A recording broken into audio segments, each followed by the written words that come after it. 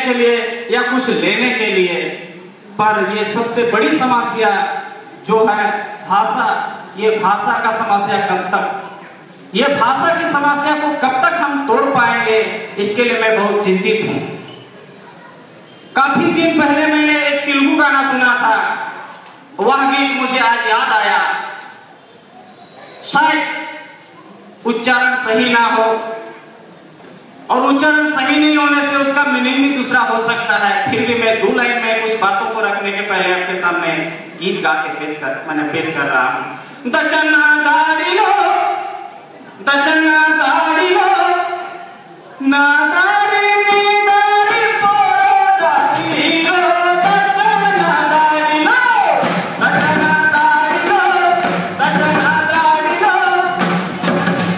दाड़ी नी दाड़ी पोरो दाड़िलो, दचना दाड़िलो।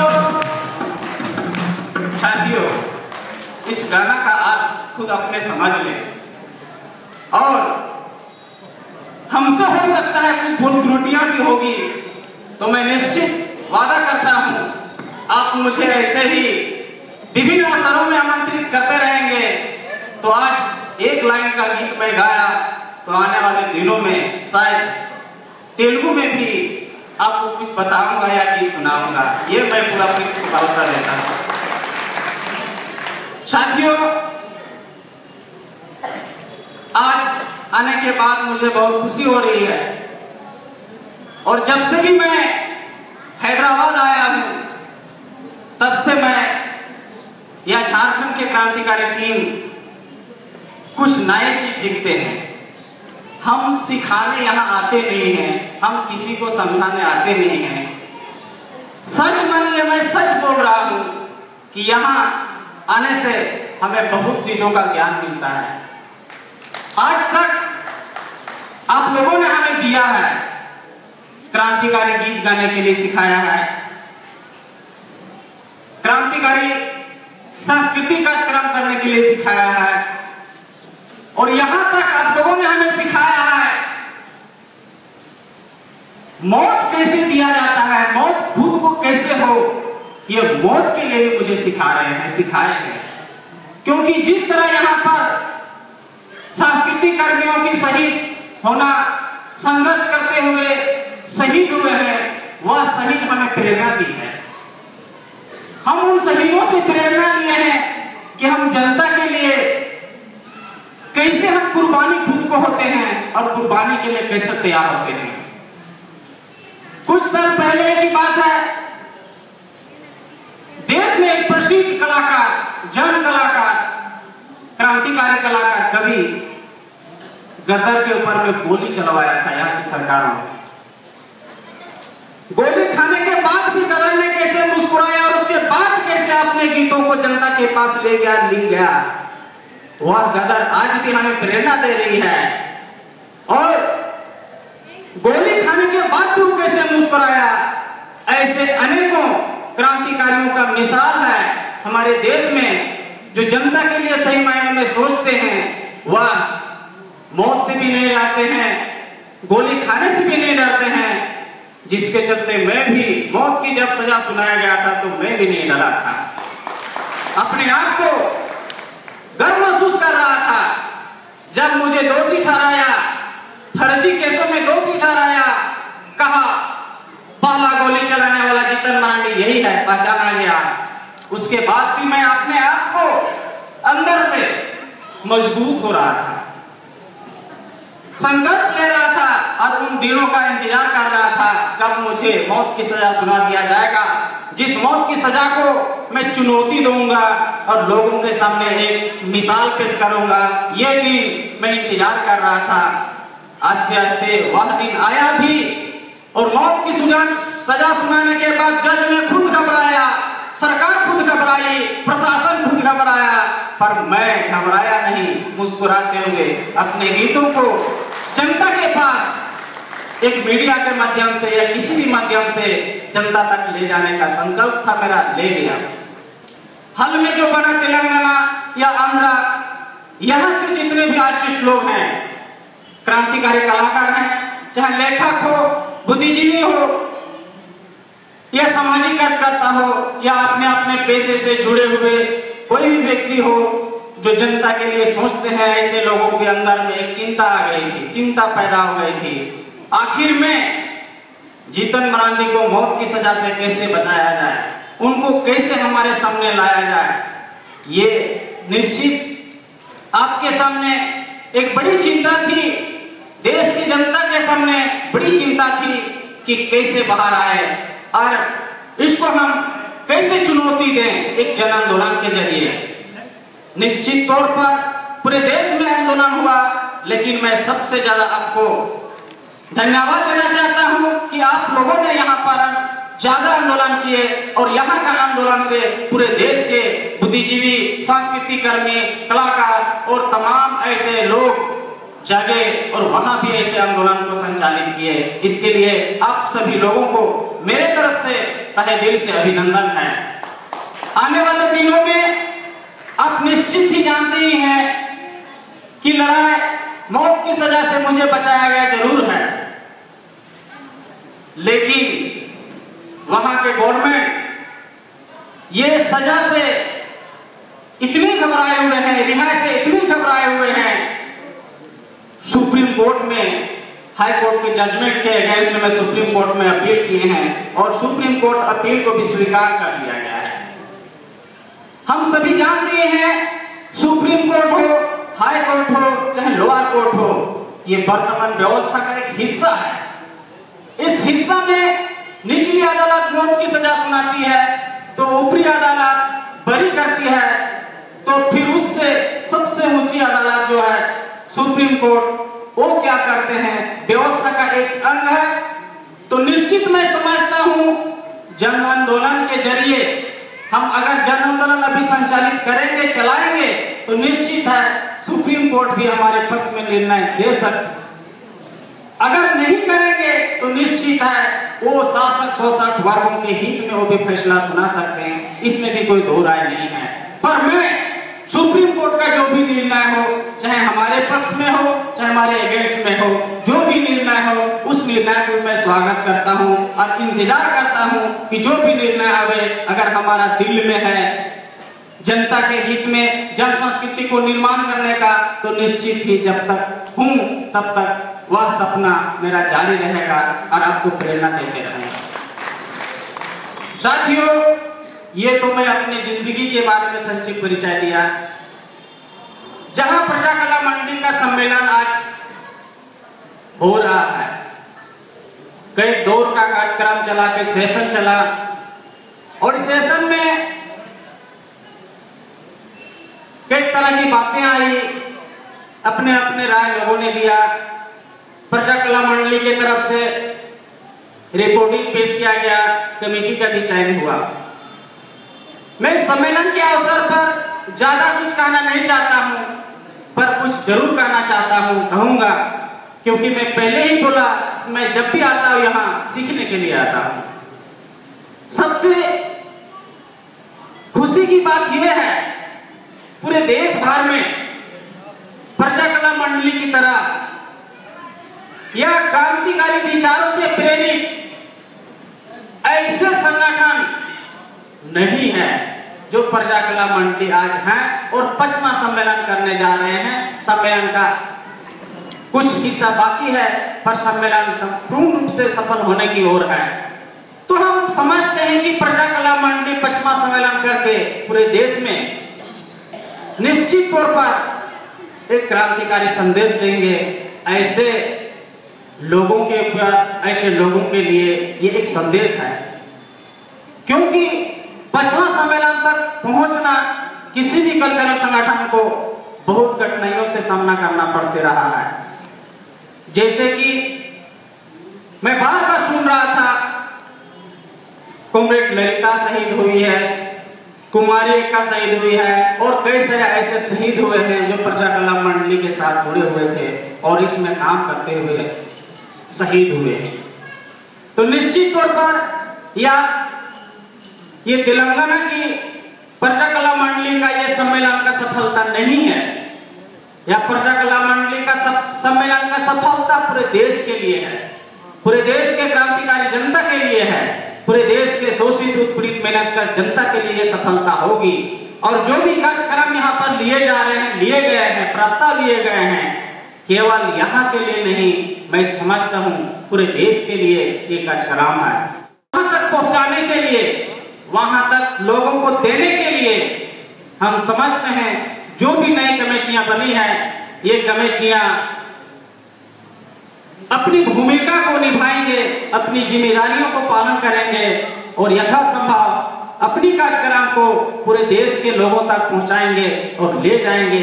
जहां के लोग ऐसे प्रेरणा लेंगे, खुद हम झारखंड भी लेंगे और ले रहे हैं, लेते रहेंगे। इसीलिए यह सम्मेलन का सफलता केवल राज्य कमेटी का नहीं, ये राज्य की जनता का नहीं, ये सम्मेलन का सफलता हम मानते हैं पूरे देश की क्रांतिकारी जनता के लिए है।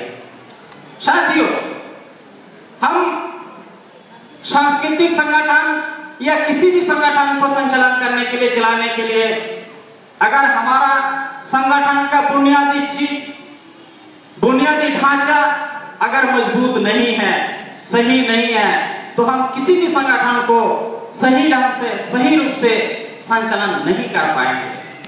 इस सम्मेलन की ढांचा इसलिए बनाई जाती है ताकि हम जो सोच रहे हैं, जो हम कर रहे हैं, वो सही रूप से, सही ढंग से संचालित हो।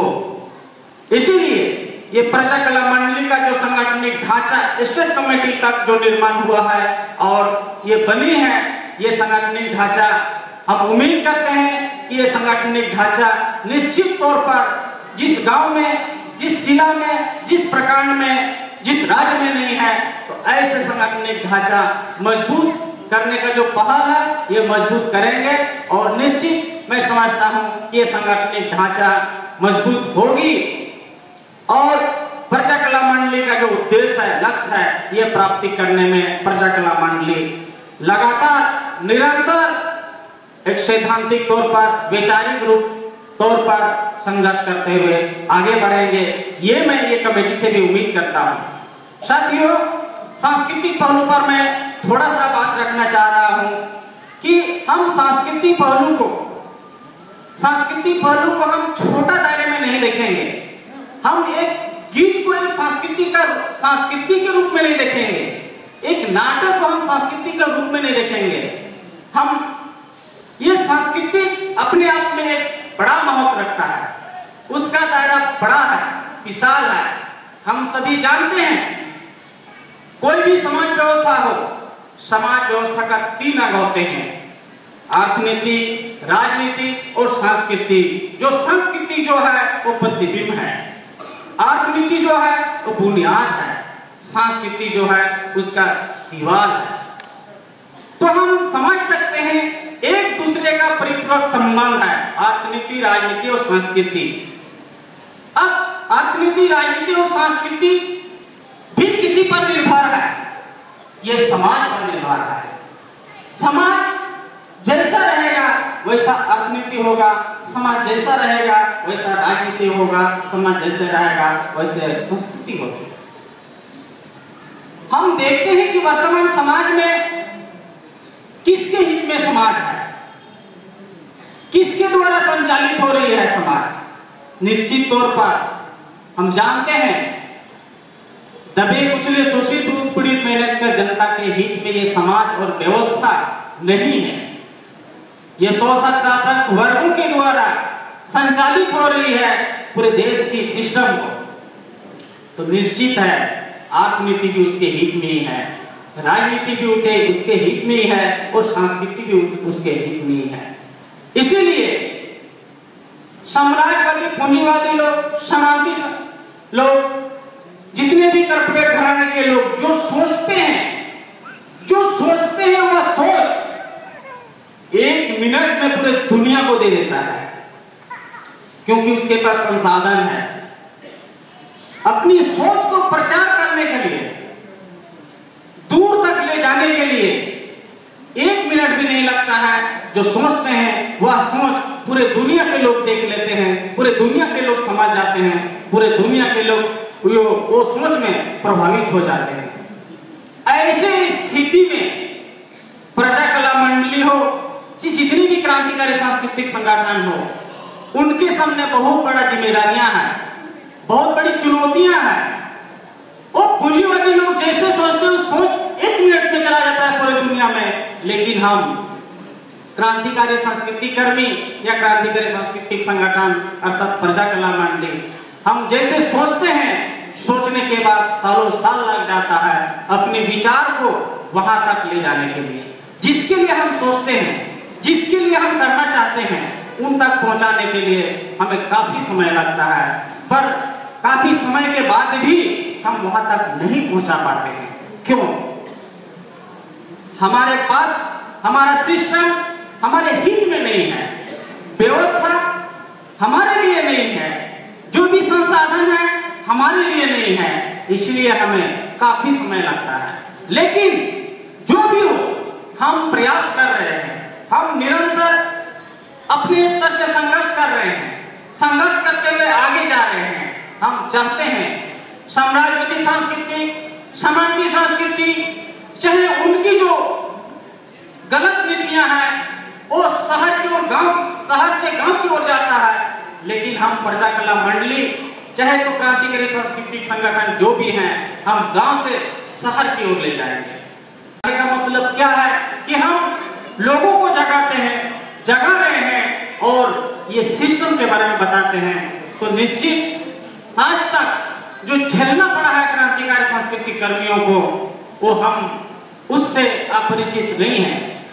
यहाँ तक जेल जाना तो आम बात है, लाठी खाना तो आम बात है, मौत भी हमें मिली है, पर हम निरंतर संघर्ष कर रहे हैं। तो जब हम एक गीत गाते हैं, जब हम एक सांस्कृतिक का एक रूप को प्रस्तुत करते हैं जनता के बीच में, तो फिर इतनी घबराहट सरकारों के अंदर में क्यों है, पूंजीपतियों के अंदर में क्यों है? हम अपने आप को, सांस्कृतिक कर्मी अपने आप को ये सोचते हैं कि हम गीत गाते हैं, बहुत हल्का चीज है, हम एक चित्र बनाते हैं, बहुत हल्का चीज है, हम कुछ लिखते हैं, बहुत हल्का चीज है, पर शोषक शासक वर्ग इसको हल्का ढंग से लेते नहीं है, उस पर बहुत गंभीर है, बहुत गंभीर है। गद्दार को गोली मारने का साहस क्यों हुआ? गद्दार को क्यों गोली मारा? मुझे मौत की सजा को क्यों दिया? और बहुत सारे हमारे सांस्कृतिक कर्मी शहीद हुए हैं, वो क्यों हुए हैं? क्या घबराए हुए हैं? गवर्नमेंट इसे क्यों घबराती है? आपको मैं बता दूं थोड़ा सा अपने बारे में। जब मेरी गिरफ्तारी हुई थी तो एक आईपीएस अफसर मुझसे बात करने आया और आने के बाद ये बोला, तुमको मैं जानता हूं जितना अच्छी तरह से तुम बचपन से गीत गाता हो, प्रोग्राम करते हो गांव में, नाटक करते हो, लोकगीत गाते हो, तुम हत्यारा नहीं हो, किसी को गोली मारे नहीं हो, पर सबसे बड़ा खतरनाक तुम हो। मैं गीत गाता हूं, मैं नाटक करता हूं, गांव के दबे पिछले जनता को जगाता हूं, पर वो कहते हैं कि तुम सबसे बड़ा खतरनाक हो और तुम को जब तक मैं चाहूं जेल में रखूं, जब तक तुमको मैं चाहूं तब तक जेल में सड़ा सकता हूं, पर तुमको ये खतरनाक मानता हूं। इसलिए मैं बोला किस लिए मानते हैं सर, बताइए क्यों मानते हैं? मैं इतना बड़ा खतरनाक कैसे हो गया? जब हत्यारा भी नहीं हूं, किसी को कुछ करता नहीं हूं, तो फिर इतना बड़ा खतरनाक क्यों समझ रहे हैं? एक आईपीएस अफसर जो कई जगहों में विदेश से जाकर ये लोग ट्रेनिंग लेके आते हैं ऐसे चीजों को समझने के लिए, शायद वो भी कभी गया होगा कहीं प्रशिक्षण लेने के लिए, बोला तुम वो काम करते हो किसी का हृदय को परिवर्तन करते हो। अब जिसका हृदय परिवर्तन होगा उसको पैर तोड़ दो, हाथ काट दो, नाक काट दो, कान काट दो, पर कभी युवा नहीं चुप रहेगा, वो बोलेगा और संघर्ष करेगा, क्योंकि तुम हृदय को परिवर्तन करते हो। मैं बोला हृदय को कैसे परिवर्तन करता हूं? किसी का हृदय को मैं कैसे परिवर्तन कर सकता हूं? बोला हाँ, तुम जब गीत गाते हो तो दिल से सुनते हैं और दिल में लेते हैं। तुम्हारा गीत से उसके उसके दिल में आग जलता है। तुम्हारा दिल गीत से वो रोते हैं, तुम्हारा गीत से वो प्रेरणा लेते हैं और हमारे जैसे पुलिस अफसरों को मारते हैं, मारने के लिए तुम तैयार करते हो। गोली चलाने वालों से हमें कोई डर नहीं है, बंदूक उठाने वालों से हमें कोई डर नहीं है, क्योंकि उसकी आवाज जो है वो सीमित क्षेत्रों तक जाती है। एक सीमा होता है उसका आवाज जाने का। गोली की आवाज कोई सुने तो वो डर जाएंगे, जहां तक सुन ले वहां तक डरेंगे। जिसको पता है ये गोली की आवाज है वो डरेंगे, और ये गोली की आवाज जहां तक नहीं जाती है वो डरेंगे भी नहीं, उस पर कुछ सोचेंगे भी नहीं। लेकिन तुम्हारे जैसे कलाकार, तुम्हारे जैसे गीत गाने वाले, तुम्हारे जैसे ऐसे सोचने वाले, तुम्हारे जैसे ऐसे हृदय को परिवर्तन करने वाले बंदूक की गोली से भी और ज्यादा खतरनाक इसलिए है, तुम हजारों लाखों की संख्या में जब गीत गाते हो और बोलते हो तो लाखों हजारों लोगों की दिल को परिवर्तन करते हो और इस तरह का प्रेरणा देते हो। इसलिए तुम सबसे बड़ा खतरनाक हो, और सबसे बड़ा खतरनाक तुम इसलिए हो पूंजीपतियों के खिलाफ में, राष्ट्र शक्ति के खिलाफ में, व्यवस्था के खिलाफ में गीत गाकर, उसको नाटक दिखाकर, उसको कुछ लेख लिखकर प्रेरणा देते हो, जो आज केंद्र सरकार भी चिंतित है कि ऐसे संघर्ष को दबाने के लिए तरह तरह के ऑपरेशन चला रहे हैं और मजबूर हैं। तो सोच सकते हैं साथियों, प्रजा कला मंडली के साथियों से भी मैं कहना चाहता हूं, आप किसी की दिल को परिवर्तन करने के लिए कमेटी बना रहे हैं। कोई लेखक अगर हो, उनकी लेख में वो क्षमता ना हो जिस लेख को पढ़ करके जिसके लिए लिखा है वो महसूस ना करे, और जिसके खिलाफ में लिखा है वो घबराए ना, तो उस लेख का कोई मायना नहीं रखता है। गीत गाने वालों के पास भी यही है, जब आप गीत गा रहे हैं, जब आप कला दिखा रहे हैं, तो आपकी कला में ऐसा हो जिसमें एहसास हो, महसूस हो, और जिसमें क्रोध हो, जिसमें घबराहट हो। साथियों, इसीलिए मैं कहता हूं गीत गाना आसान है, एक ताल में गा देना आसान है, सुर में गा देना आसान है, गीत के अनुसार हंस देना आसान है, रो देना आसान है, पर क्रांतिकारी कलाकारों को ऐसे होना चाहिए। हम वैचारिक रूप से, गीत एक रूप होता है, संस्कृत का एक रूप होता है, लेकिन हम एक वैचारिक रूप से हम कितने लोगों को परिवर्तन कर पा रहे हैं, कितने लोगों के दिमाग को डाइवर्ट कर पा रहे हैं, सही चिंतन सही जगह की ओर हम कितने कर पा रहे हैं। इसके लिए हर समय कलम और अपनी आवाज जो से करने वाले, सोचने वाले लोगों को 24 घंटा इसके बारे में सोचना होगा कि हम क्या सृजन करें, कब सृजन करें, क्या करें, क्या करें। इसके लिए आपको लगातार सोचने की जरूरत है। साथियों, ये निश्चित तौर पर अगर हम नहीं करेंगे तो हमारे सामने जो भी परिस्थितियां आ रही है, जो हम झेल रहे हैं, जिस परिस्थिति को देखकर हम महसूस कर रहे हैं कि अन्याय हो रहा है, गलत हो रहा है, हम उस पर कुछ नहीं कर पाएंगे। जैसा कि आपको मालूम है, सभी लोगों को मालूम है कि पूरे देश में ग्रीन हैंड ऑपरेशन चल रहा है। अब ग्रीन हैंड ऑपरेशन के पीछे क्या उद्देश्य है ये हम सभी लोग जानते हैं। हम ग्रीन हैंड ऑपरेशन के खिलाफ में, ग्रीन हैंड ऑपरेशन के बारे में क्रांतिकारी संस्कृति कर्मियों को, कलाकारों को क्या कर्तव्य बनता है। अगर हम ऐसे माहौल को पूरे देश में बना पा रहे हैं, ऐसे लेखकों और कलाकारों और सामाजिक कार्यकर्ताओं के ऊपर में ऐसा अगर हम जोश भरवा पाते हैं कि ग्रीन हैंड सचमुच में हंट नाम दे दिया है, इसी को पता चल जाता है कि क्या है ग्रीन हैंड। सरकार स्वीकार करे या ना करे, इसके पीछे की बात को हम सभी लोग जानते हैं। विस्थापित करना, लोगों को लूटना मारना, लूटना मारना लूटना, ये जो अभियान चला रहे हैं स्पेशल एक्शन प्लान के तहत, इंटीग्रेटेड एक्शन प्लान के तहत जिलों को चिन्हित कर रहे हैं। ये कई तरह की, इस तरह का एक दमन धमकी द्वारा भी हमें कुचलने के लिए कोशिश किया जा रहा है, ताकि ऐसा आवाज ना हो। किसी को अत्याचार करके भी दिखाने का कोशिश कर रही है सरकार की ऐसा ना हो। लेकिन हम संक्षिप्त में यही कहना चाहते हैं साथियों, सांस्कृतिक कर्मियों के पास, कलाकारों के पास, बुद्धिजीवियों के पास, कलम से लड़ने वालों के पास हर समय एक नया परिस्थिति मौजूद रहता है, और हम उस परिस्थिति का प्रभाव आगे क्या होने वाला है, क्या पड़ने वाला है, हम इतने दूरगामी हमें होनी चाहिए कि होने वाले प्रभाव को हम जनता तक ले जाए। ऐसा सोच, ऐसा मानसिकता हमें रखनी होगी। निश्चित हम सांस्कृतिक क्षेत्रों में बदलाव लाएंगे। जनता की जन सांस्कृतिक निर्माण करने की बात जो हम कह रहे हैं, इसको हम करेंगे। ये ऐसे परिस्थिति से हमें गुजरना है और करना है, लड़ना है। इसके लिए हमारे पास ऐसा समय नहीं है, ऐसी बात नहीं है, हमारे पास पूरा समय है। हम इसमें ऐसा मानसिकता हमारे अंदर ऐसा सोचनीय क्षमता को बनानी होगी, जो हम आने वाले परिस्थिति के बारे में परिस्थिति आने के पहले जनता तक हम ले जाएं और वहां उसके खिलाफ में लोगों को तैयार करें अपने हित के लिए।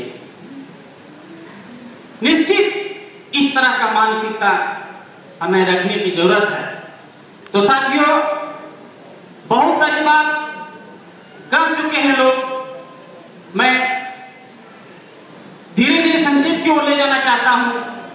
ये सांस्कृतिक कर्मियों के बारे में, कर्तव्य के बारे में संक्षेप में बताया। अब मैं हाल में जो तेलंगाना स्टेट हुआ है उसके बारे में 2 बातें रखना चाह रहा हूं। आप निश्चित जानते हैं तेलंगाना स्टेट 29वां स्टेट हो गया है, 29वां राज हो गया है। उसके पहले 28वां राज झारखंड था।